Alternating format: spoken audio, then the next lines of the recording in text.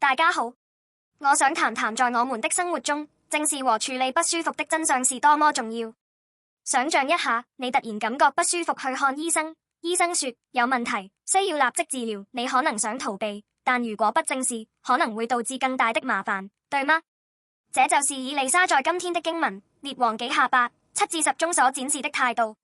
以利沙去到敵國大馬士革，誠實地告訴亞蘭王便哈達的病情的哈薛一個雙重真相：王可以康復，但最終會死。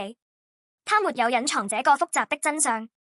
哈薛聽到這話時，臉上可能會發紅，但以利沙是直言不諱地對話。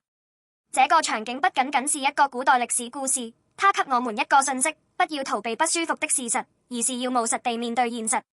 例如，在健康檢查中聽說你的膽固醇水平很高時，你不會說我會沒事的，而忽視它，而是改變飲食並開始運動。在工作場所收到關於項目方向錯誤的反饋時，你不固執，而是進行修正。重要的是承認問題並採取行動的態度，因為那是改變你生活的開始。而這個信息在耶穌基督裡得到了奇妙的實現。就像以利沙說了不舒服的真相一樣，耶穌讓我們直接面對我們生命中最大的問題，我們的罪和死亡的問題，以及我們生命中所有的咒詛、痛苦、貧窮、創傷和苦難。耶穌說：我就是道路、真理、生命，向我們展示現實，毫不欺騙。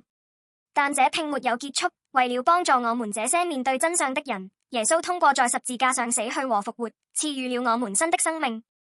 就像給生病的王康復的希望一樣，當我們承認自己的軟弱時，耶穌會賜予赦免和力量。朋友們，如果你們的生命中現在有一個想要逃避的真相，請直接面對它。那麼，在耶穌基督裡，這可能會帶來從你們生命中所有問題中的自由和轉變。無論是健康問題還是關係問題，如果你承認那個真相並走向耶穌，他將恢復你的生命。